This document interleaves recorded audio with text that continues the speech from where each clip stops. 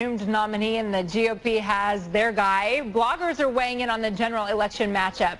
Peter Slutsky is a liberal blogger and co-host of Doublespeak, an online radio show. And there's Matt Lewis, conservative blogger and contributing writer with townhall.com. Guys, nice to see you both.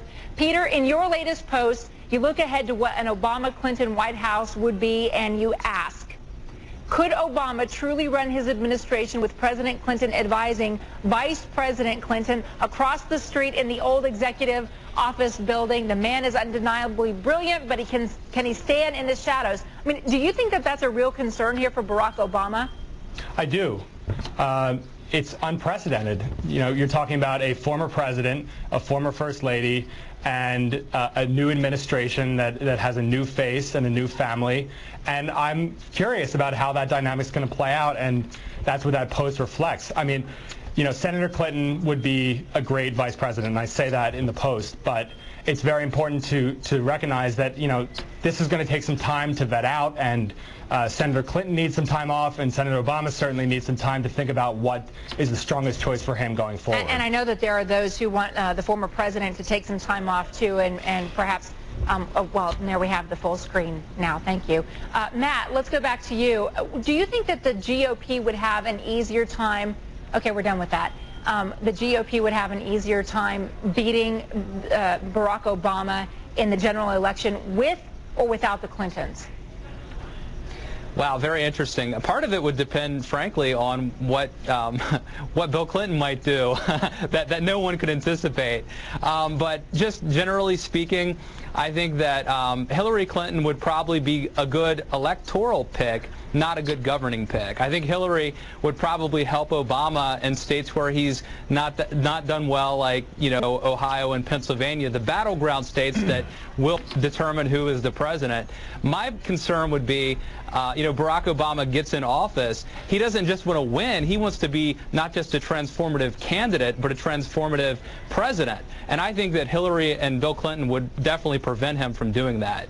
All right, let's move on to these proposed series of debates that McCain is inviting Barack Obama not only to show up on stage with him, but in this first event he's proposing for next week, he says, just fly with me. Let's actually travel together to the debate. Peter, what do you think would be the outcome there for Barack Obama?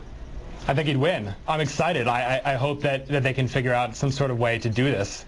I'm a big advocate of getting Senator Obama and Senator McCain on stage together. I think, you know, if you look at the other night, on Tuesday night when they made their speeches, it was just, you know, a huge, stark difference between their speaking styles, the crowds that they pulled, and the way that they articulate their message. And I'm happy to put them on stage together. And Matt, you're happy about McCain too. In fact, you're writing on your blog, he's changing the way we hold debates. There's no way of keeping bogus questioners from asking embarrassing questions. The good news is this is a good way to judge how candidates handle difficult situations. Do you think that McCain would come out on top in these proposed mano-a-mano debates?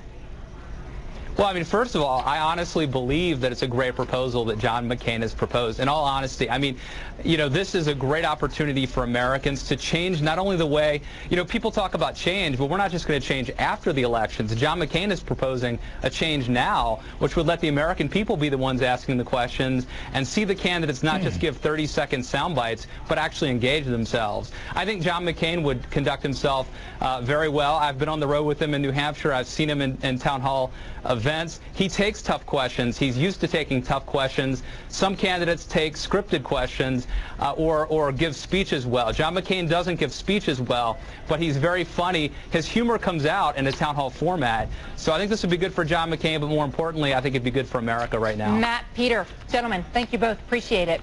Thanks, another day, another spacewalk here. 2 of Space Shuttle Discovery 7.